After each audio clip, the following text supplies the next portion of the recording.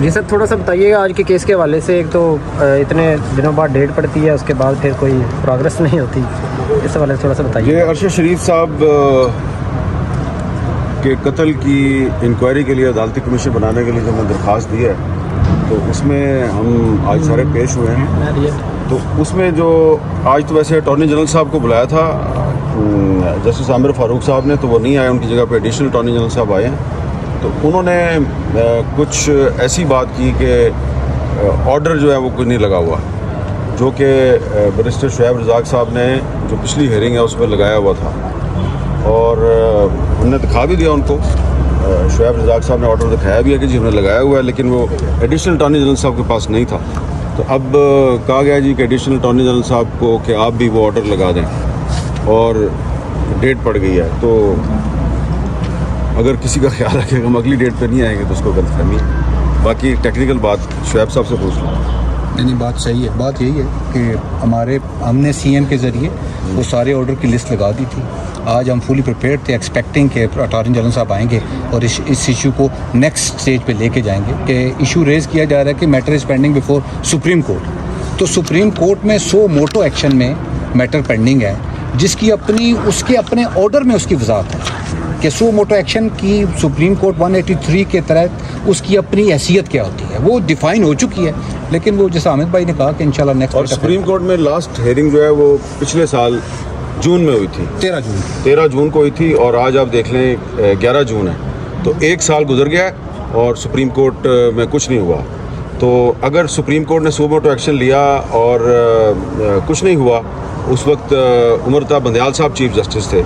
اور ایک اس میں ٹیکنیکل بات یہ بھی ہے کہ ارشد شریف صاحب کی جو والدہ ہیں, انہوں نے کچھ لوگ نامینیٹ کیے تھے, وہ ان کے خلاف چاہ رہی تھی کہ انکوائری ہو, اور اس وقت جو چیف جسٹس صاحب تھے انہوں نے اس کو پرمٹ نہیں کیا تھا. ایسے ہی ہے جی, انہوں نے اجازت نہیں دی تھی, بلکہ انہوں نے کہا یہ جو آپ کی درخواست ہے یہ مینٹینیبل نہیں ہے. اب اس میں ہم نے جو آج ہم نے جو کورٹ میں ریٹن رسپانس جاری کیا ہے, اس میں ایک پوائنٹ یہ بھی شامل کیا ہے کہ جو 2014 میں میرے پہ جو حملہ ہوا تھا, اس حملے میں بھی ہم نے کچھ الزامات لگائے تھے کچھ لوگوں پہ. تو اس کی انکوائری کے لیے سپریم کورٹ آف پاکستان کے چیف جسٹس کی سربراہی میں 3 ممبر کمیشن بنا تھا. تو اگر وہ 2014 میں کمیشن بن سکتا ہے تو 2024 میں کیوں نہیں بن سکتا؟ اس کمیشن کا کیا ہوا؟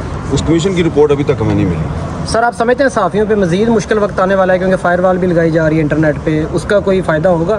یہ کوئی اب آپ کو اس میں کوئی شک کی گنجائش ہے؟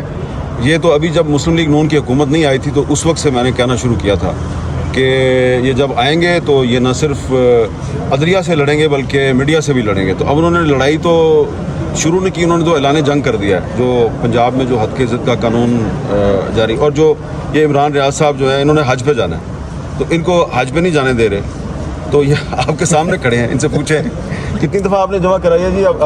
ٹکٹ 5 ٹکٹ ہے, 5 ٹکٹ آپ خرید چکے ہیں. آلموسٹ 2 ملین کے میں نے ٹکٹ لیے, اور وہ بھی عدالت کی دہانیوں میں. عمران بھائی بڑی امپورٹنٹ بات ہے کہ آپ کا ایک فنڈامنٹل رائٹ ہے, اور کورٹ آرڈر میں اس کے ساتھ کنڈیشن اٹیچ کر رہی ہے. Very humble student. اس کا نا ون لائنر یہ ہے کہ میں جن دیواروں میں ٹکرے مار کے چیف جسٹس اسلام آباد ہائی کورٹ کے پاس آیا تھا کہ جی میں نے 1.5 مہینہ وہاں پوری محنت کی ہے, کوشش کی ہے کہ یہ نظام یہ حکومت میرا نام نکالے اور میں حج پہ جاؤں. تو جب انہوں نے نہیں کیا تو میں ان کے پاس آیا, انہوں نے مجھے واپس انہیں کے پاس بھیج دیا. تو اب میں اس کے خلاف اپیل میں گیا ہوں. آج لگتا ہے کیس تو دیکھتے ہیں کیا ہوتا ہے. اچھا, آج ویسے جسٹس عامر فاروق صاحب جو ہیں انہوں نے ڈڈیال کا جو ایک مسنگ پرسن ہے جو 2017 سے مسنگ پرسن ہے, اس کا کیس بھی اسلام آباد ہائی کورٹ میں لگا ہوا تھا. اس کے کیس میں انہوں نے ایک بڑا اچھا فیصلہ دیا, اور یہ ان کے والد صاحب ہیں. اور آج چیف جسٹس صاحب نے کہا کہ 15 دن کے اندر اندر اس کو پیش کیا جائے. تو آپ ذرا یہ ایک آزاد کشمیر میں پہلے صرف لوگوں کا خیال تھا کہ ایک احمد فراد ہے مسنگ پرسن, اور بھی وہاں پہ بہت سے مسنگ پرسن ہیں. ایک مسنگ پرسن کے والد صاحب آپ کے سامنے کھڑے ہیں, بتائیں جی. 7 سال ہو گئے جی. آپ بتائیں کیا ہوا تھا تھوڑا سا. 7 سال. میرا بیٹا جو ہے وہ ایک نام بتائیں اس کا. شاپنگ سینٹر میں تیمور ارشد قاضی شاپنگ سینٹر میں کام کر رہا تھا. اس کو 12:30 بجے کے قریب 13 جولائی 2017 کو اٹھا لیا گیا, اور پھر دوسرے دن گھر بھی آئے, اور گھر پہ بھی ریڈ شیڈ کیا.